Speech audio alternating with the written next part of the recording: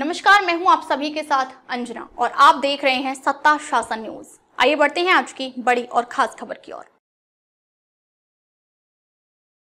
कुछ दिन पहले दरियापुर पुलिस स्टेशन क्षेत्र में एक 3 वर्षीय बच्ची के साथ अमानवीय अत्याचार की घटना घटी थी। पीड़ित बच्ची को अमरावती के जिला सामान्य अस्पताल में भर्ती कराया गया था, लेकिन वहां इलाज में देरी होने के कारण भीम ब्रिगेड संगठन ने अस्पताल प्रशासन से इस पर जवाब मांगा। इस दौरान अस्पताल की 2 नर्सों ने संगठन के पदाधिकारियों के साथ दुर्व्यवहार किया। इसको लेकर भीम ब्रिगेड ने जिला सर्जन दिलीप सौंडले से दोनों नर्सों को निलंबित करने की मांग की थी। मांग पूरी न होने पर आज बुधवार 12 फरवरी को संगठन के संस्थापक अध्यक्ष राजेश वानखेड़े ने जिला सर्जन के केबिन में आत्मदहन करने का प्रयास किया। उन्होंने खुद पर डीजल डालकर आग लगाने की कोशिश की। घटना की जानकारी मिलते ही कोतवाली पुलिस स्टेशन के इंस्पेक्टर मनोहर कोटनाके, पुलिस उपायुक्त गणेश शिंदे, क्यूआरटी टीम और अन्य पुलिसकर्मी मौके पर पहुंचे और भीम ब्रिगेड के पदाधिकारियों को हिरासत में लिया। इस दौरान संगठन के कार्यकर्ताओं और पुलिस के बीच जमकर बहस हुई और नारेबाजी भी की गई। संगठन ने चेतावनी दी है कि अगर उनकी मांग पूरी नहीं हुई तो वे हर शहर में कहीं भी आत्मदहन कर सकते हैं।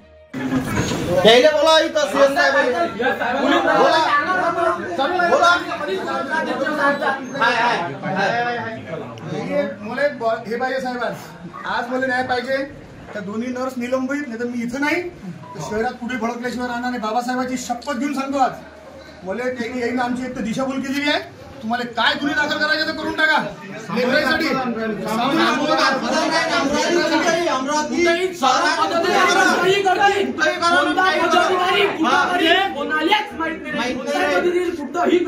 आणि याचा पूर्ण जबाबदार सीएस साहेब.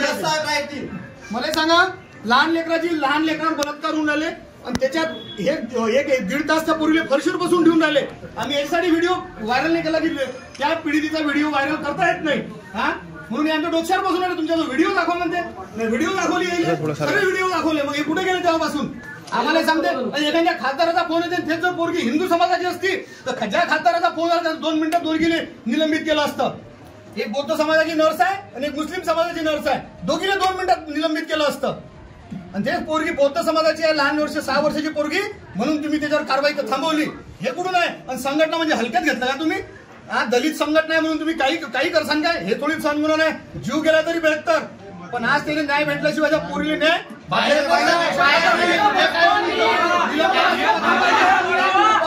साहेबांची कॅबिन कुठं आहे? साहेबांची खुर्ची कुठं आहे? इथं आहे ना. साहेबांना